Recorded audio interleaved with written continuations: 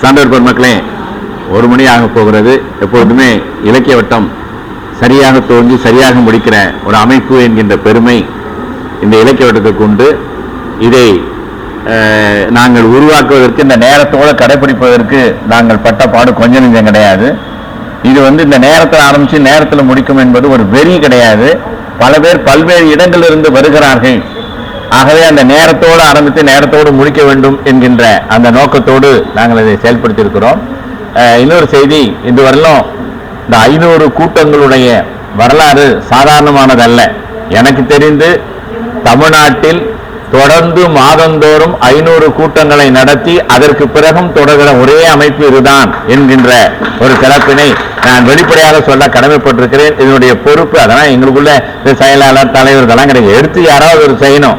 இவர்கிட்ட கூட அதான் சொல்லு, யார் வேணா செய்யணும். இப்போ நான் இல்லைன்னா கூட அடுத்து இந்த கூட்டம் நடக்கணும்னு நினைக்கக்கூடியவன் நான். ஏன்னா எங்க மாமணி அப்படிதான் வச்சிருக்கிறார். எங்க மாமணி நீ இதெல்லாம் கிடையாது, யாராவது பொறுப்புக்கு வேணும், அவ்வளவுதான். மற்றபடி நடந்துகிட்டே இருக்கணும் கூட்டம் அப்படின்றது தானே ஒழிய யார் வேண்டுமானாலும் நீங்கள் எடுத்து நடத்துறேன்னா உறுதுணையாக நாங்கள் இருப்பேன். ஏன்னா நடத்துவது பள்ளியில். அப்ப பள்ளியில் நடத்துகிற போது அவர்களுக்கு பெருமை தரக்கூடிய நிகழ்ச்சியாக நாம் அமைக்க வேண்டுமே தவிர அவர்களுக்கு சிறு ஊனம் கூட வரக்கூடாதுன்றதான் நான் கடிவா இருப்பேன். அதனாலதான் நான் கூட்டங்கள்ல கூட அதிகமா மேடையில் எல்லாமே பார்வையாளர் இருக்க காரணம் என்னன்னா, நமக்கு பெருமை தரக்கூடிய விஷயங்களை நாம் எப்பயுமே இருக்கணும். ஆனா அரசு பணியில நாம இவ்வளவு தூரம் கடந்து வருகிறோம் என்று சொன்னால் காரணம் என்னன்னா, எனக்கு தெரிஞ்சு தமிழ்நாட்டில் நான் பல அமைப்புகள் இருக்கக்கூடியவன். எந்த அமைப்பிலையும் இந்த தலைவர் செயலாளர் போட்டியெல்லாம் கிடையவே கிடையாது. இந்த அமைப்பில் அதுவும் கிடையவே கிடையாது. காரணம் என்னன்னா, யார் வேணாலும் எடுத்து செய்யலாம். நாளைக்கு நீங்களே எடுத்து செய்யணும்னா கூட உறுதுணையாக இருக்கக்கூடிய, அதுதான் நமக்கு தேவையானது. நமக்கு இலக்கியம் தான் முக்கியம். இந்த தலைமை பரப்பெல்லாம் கிடையாது. அப்படிப்பட்ட ஒரு எண்ணத்தோட மாமணி அவர்கள் நம்ம இங்கே வழி நடத்தியதால் நாம் இதை தொடர்ந்து கொள்கிறோம். நான் கூட 500 கூட்டத்தோடு நிறைவு செய்து விட வேண்டும் என்று தான் நினைத்திருந்தேன். அந்த நோக்கத்தில் தான் நான் போயிருந்தேன். ஆனால் மாமணி விட்ட தேரை இன்னும் இழுக்கக்கூடிய ஒரு வாய்ப்பு கிடைத்திருக்கிறது, அதற்குரிய சூழல் வாய்ப்பு இருக்கிறது என்கிற காரணத்தால் அதை தொடர்கிறேன் என்கின்ற ஒரு செய்தியும் நான் சொல்லப்படுகிறேன். வருவது அப்படி நம்ம பகுதி அப்படி நாம தொடர்ந்து செயல்பட்டு கொண்டிருக்கிற அமைப்பை சார்ந்தவர்கள். ஆகவே இங்கே 501வது கூட்டம் அப்படின்றதெல்லாம் நான் போடல. இன்னொரு சிறப்பான செய்தி, வருகிற ஜனவரி மாதம் தொடர்ந்து நடக்கிற கூட்டங்கள்ல ஏற்கனவே 3-4 கூட்டங்களை எனக்கு தொடர்ந்து வந்து கொண்டிருக்கிறது. ஒன்று, நம்முடைய கலைமாமணி MS உமர் அவர்கள் மிகச்சிறந்த ஆளுமை மிக்கவர்.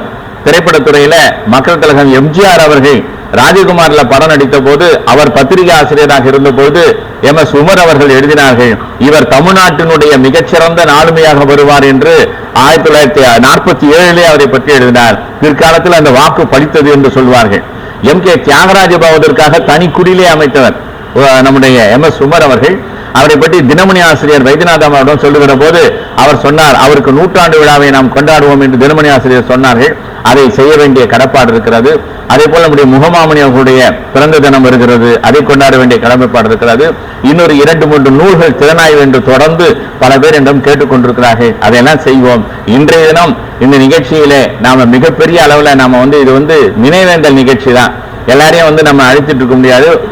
ஆகவே இந்த நினைவேந்தல் கூட்டத்தில் விருப்பம் உள்ளவர்கள் அதை முழு பொறுப்பேற்று நம்முடைய கபிலன் அவர்கள், அவருடைய சகோதரர் எல்லாம் இங்கே வருகை தந்திருக்கிறார்கள். ரூஸ்வெல்ட் அவர்களையும் அழைத்த உடனே அவர் அந்த வரணும் என்று கேட்டோன்னா ஒத்துக்கொண்டு இங்கே வருகை தந்திருக்கிறார்கள். ஆகவே இது வரவேற்புரியதல்ல, நம்முடைய கடமை. இதை நிறைவேற்றி விட்டிருக்கிறோம். இங்கே வந்த ஈரோடு தமிழனுடைய புகழஞ்சலை நாம் செலுத்தியிருக்கிறோம். இனி அடுத்து வருகிற கூட்டங்களில் மிகச் சிறப்பான வகையிலே, அதாவது இலக்கியம் இன்று தினம் ரொம்ப ஒரு வயது முதிர்ந்தவர்களுடைய கச்சேரி மாதிரி ஆகிவிட்டது.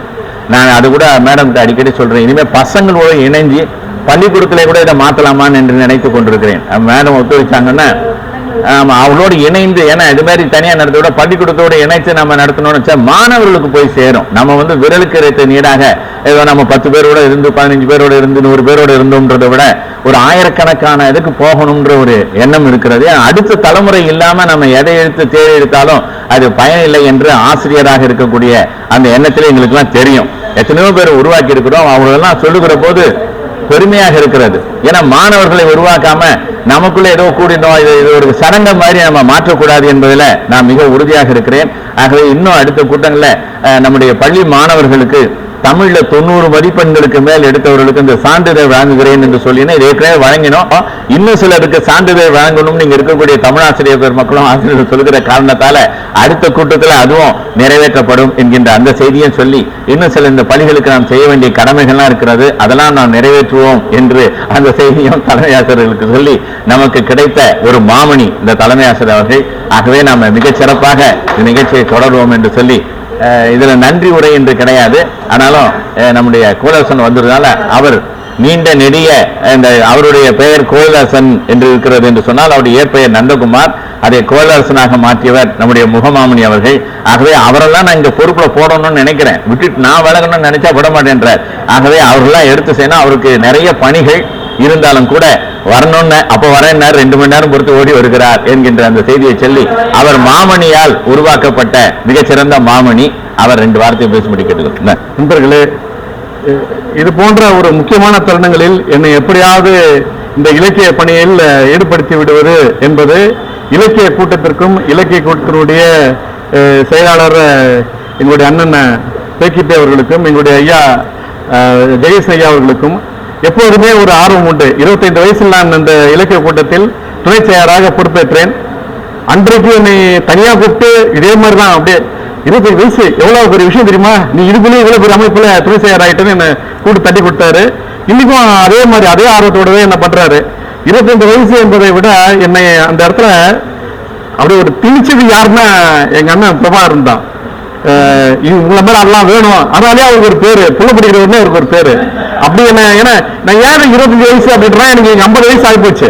25 ஆண்டு காலம் தொடர்ந்து இலக்கிய வட்டத்தோடு தொடர்ந்து பயணிப்பது, அது மட்டும் இல்லாமல் இலக்கியத்தில் தொடர்ந்து 25 ஆண்டுகளை மேலாக ஒரு 30 ஆண்டுகள் தொடர்ந்து இருப்பது என்பதெல்லாம் இந்த இலக்கிய வட்டத்தில் எனக்கு கிடைத்த வாய்ப்புகள். ஐயாவுடைய இன்னைக்கு நினைவேந்தல் நிகழ்ச்சி என்பது இந்த இடத்துல கூட என்ன எப்படியாவது பங்கெடுத்து வைக்கணும். ஏன்னா இதெல்லாம் நான் மிஸ் பண்ணிட்டா இன்னொரு கூட்டத்தில் என்னால் போய் இதை பத்தி பேசவும் முடியாது, இதை பத்தி நினைவேந்தல் என்னால் கலந்து கொள்ளவும் முடியாது. இந்த முக்கிய நிகழ்வு கூட என்ன ஈடுபடுத்தணுன்ற எங்களுடைய தலைமையுடைய ஆர்வம் தான் என்னை இந்த கூட்டத்தில் அப்படியே எடுத்து வந்து இணைச்சது. உண்மையிலே தகவல் ரொம்ப லேட், எனக்கு நான் வேற ஒரு இதுல இருந்தேன். ஐயா சொல்லிட்டாரு யார் இருக்காங்க கூட இருக்காங்கன்னு தெரியல, முடிக்கும் போதாவது போய் ஏதாவது பண்ணணுமென்றதுக்காக கூட என்ன காலதாமதத்திற்கு மன்னிக்கவும். மேலுள்ள அனைத்து சிறப்பு விருந்தினர்களுக்கும் இந்த நினைவேந்தல் என்னை ஈடுபடுத்திக் கொண்டமைக்கும் உங்கள் அனைவருக்கும் என்னுடைய நன்றியும், ஐயாவுடைய நினைவை ஏற்று தமிழுக்கு அவருடைய ஆற்றிய பணியை சொல்லில் அடங்க முடியாத அளவிற்கு உள்ளது என்பதையும் கருத்தில் கொண்டு உங்கள் அனைவருக்கும் எங்களுடைய நன்றியையும் வாழ்த்துக்களையும் தெரிவித்து விடைபெறுகிறோம். நன்றி, வணக்கம்.